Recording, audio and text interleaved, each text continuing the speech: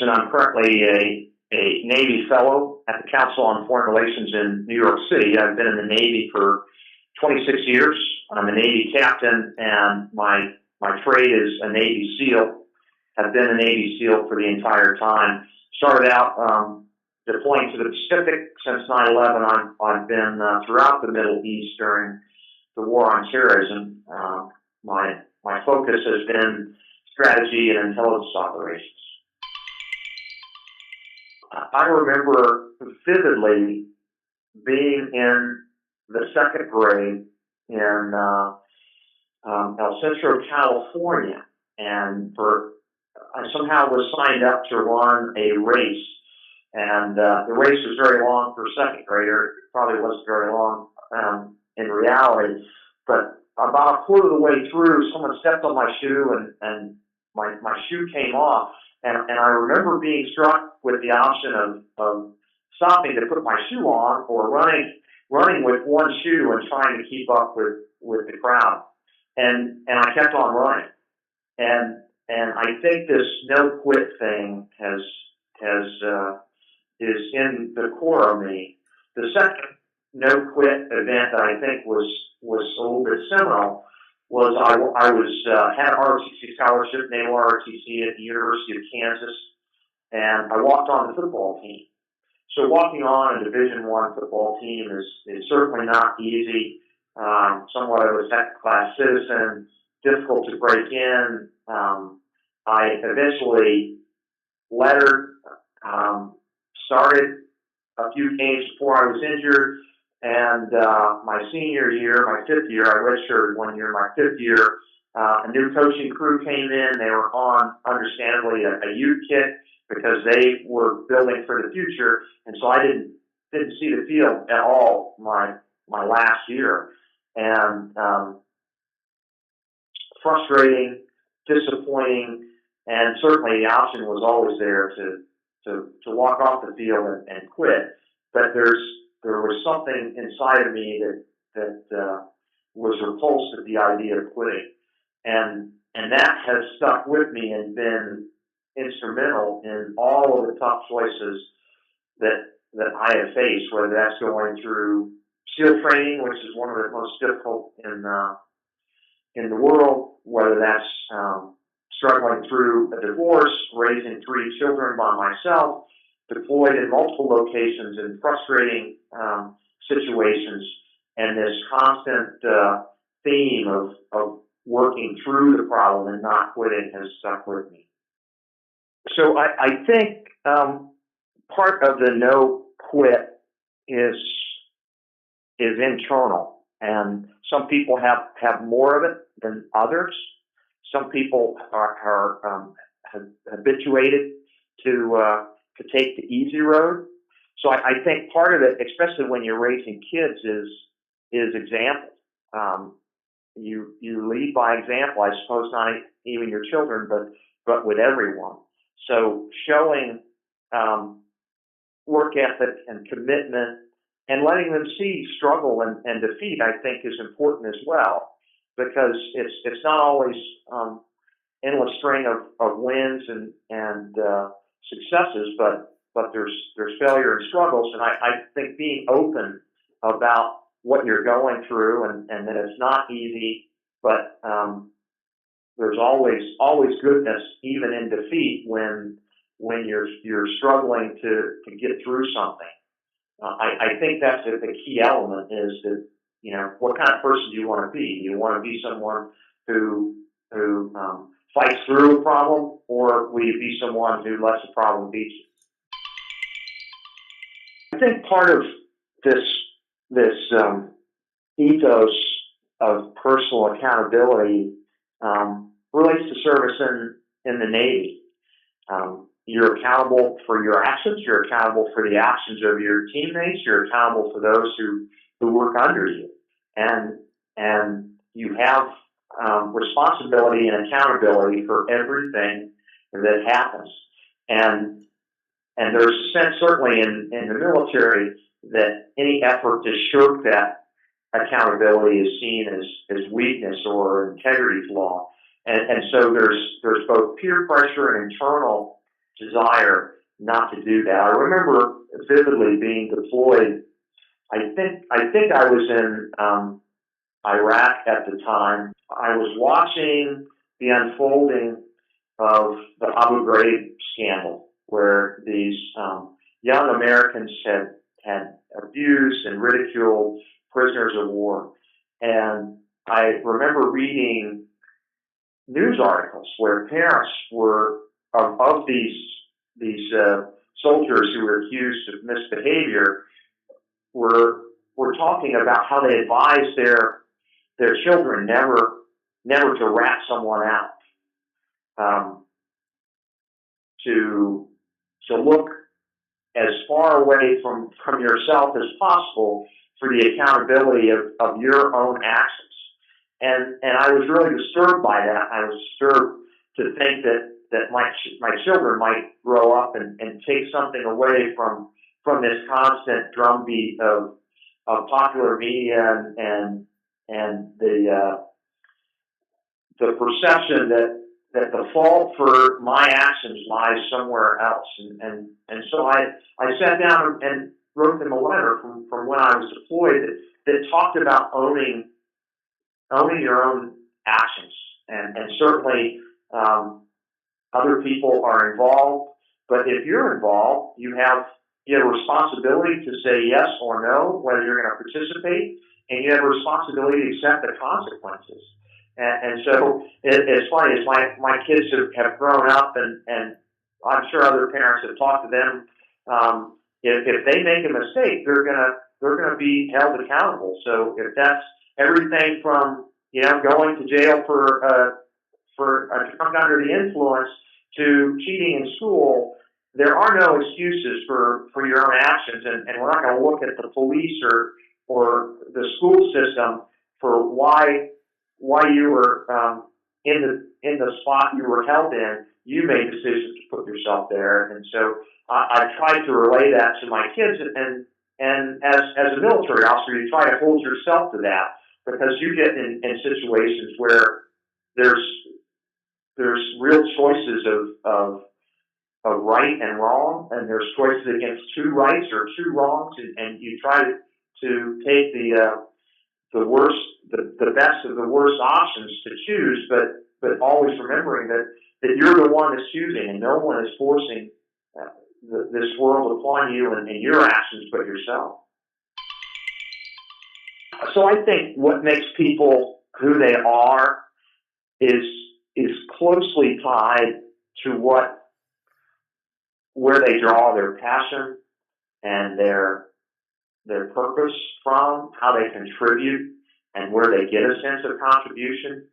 And so for me, that is in being creative and being strategic. So I guess it's both thinking ahead and being innovative about the options available that really get me excited and make me happy to complete a day of work is when I can be creative and bring in some strategic thinking that is going to help the organization, help the nation in a way that doing the same status quo thing would not help. And so I think that's part of me as well. Went into SEAL teams because I thought it was an interesting job that I found satisfaction in. And after about 7 or 8 years, those first 7, 8 years were all good. Junior officer, great times with your mates going forward and doing exciting things. And then there's a question of when you're done with that and you move to staff duty, why are you still in the Navy? If you came in to be a SEAL and now you're on a staff, that's not primarily what SEALs do. So what are you doing? And I think most of us who have made a career of the military have had 2 or 3 times in our career where we wonder, what are we doing, and are we going to continue to do it? And about the 7 through 10 year mark, I realized that I wasn't called to be a SEAL. I was called to serve and my service was as a SEAL, was as a naval officer, was as a military guy. But so this call to service has grown and increased and kind of solidified inside of me, so that I know in my next career I'm closing in on a long career in the Navy, and when that ends, I will start something else, and I know that whatever that is has to have some dimension. It has to be about something greater than myself, and so that greater than myself perspective has been nurtured through military service, through the people I've worked for and I worked with. So when I think about other people making difficult choices, and I think back to Yemen or Iraq.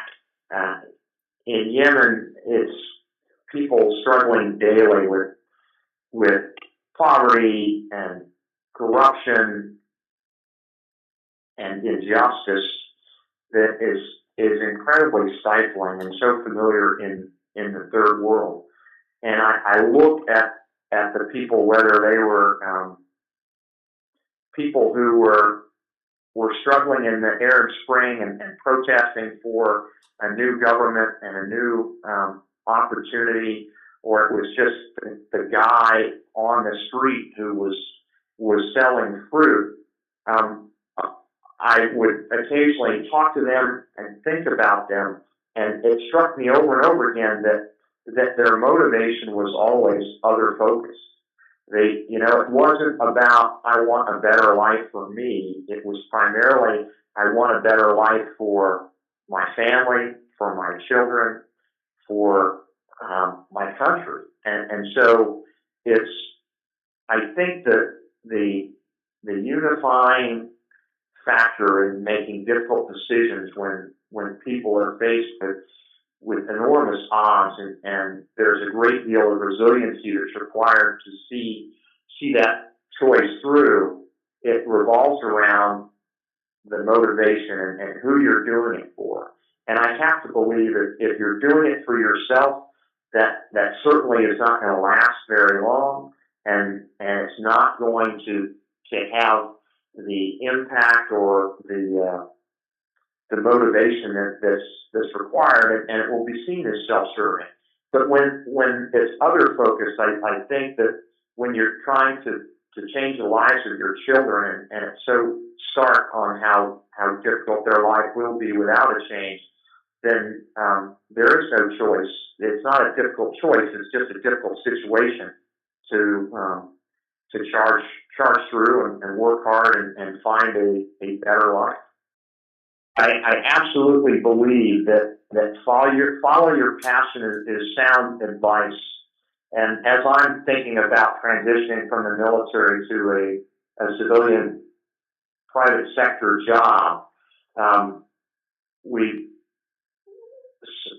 I've had conversations with people that talk about your passion as it's a Venn diagram, your passion as a circle, your contribution point as a circle where you can do good, and what you will get rewarded with as a circle. And the better those. So when I think about tough choices, they're tough because either there are significant consequences that are a result of that choice, and those consequences could just be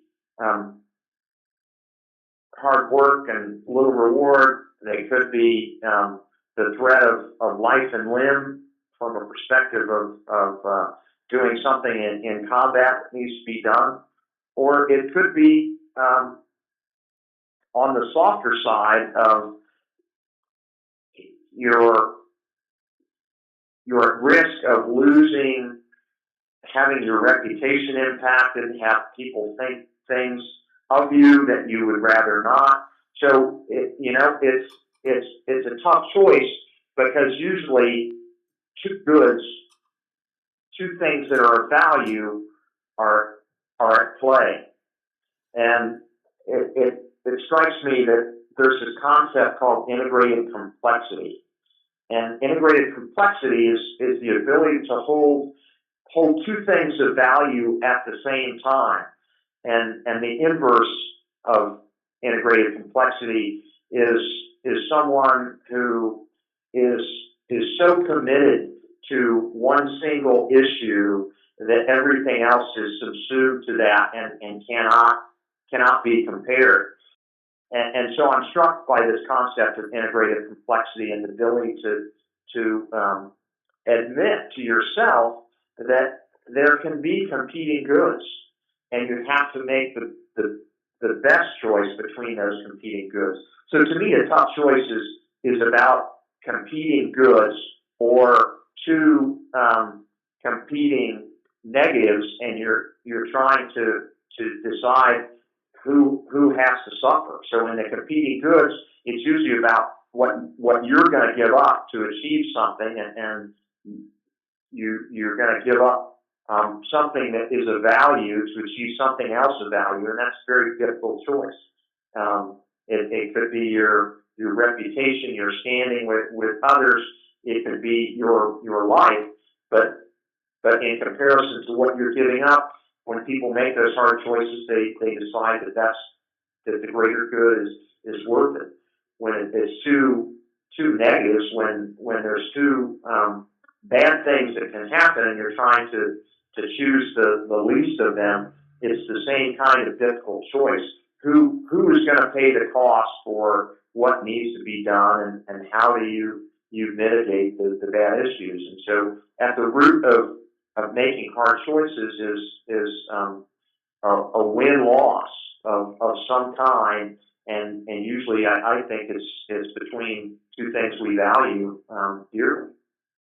There's two types of decision-making criteria, and I think one is grossly inferior to the other.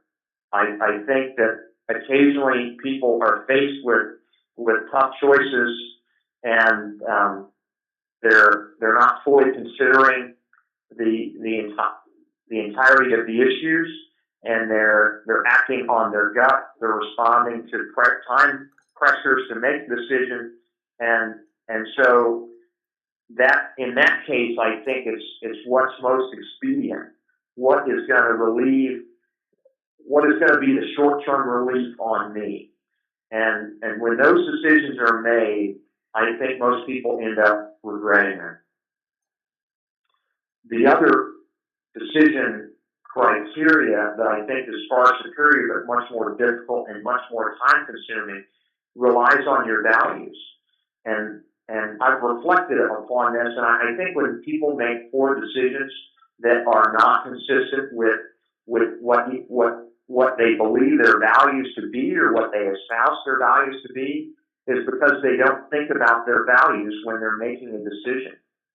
And so that requires, if you're going to make a decision based on your values, it requires you to know what your values are and to have that in the forefront of your mind. So you have to think on what's important to you, what's deeply valued, before you can make a decision that is incredibly tough. And I don't think a lot of people put the time and effort into it. And it's like working out. You have to build moral muscle just like you build physical muscle. And the way you build moral muscle is you consider daily what you value. So you look at other people's decisions, you look at other people's dilemmas, you look at current events, and you try to put them in a context of your values, what's right and wrong for you. And if you do that, when you're faced with a hard decision, I think it's much easier to make a value-based decision vice an expediency-based decision. Wow.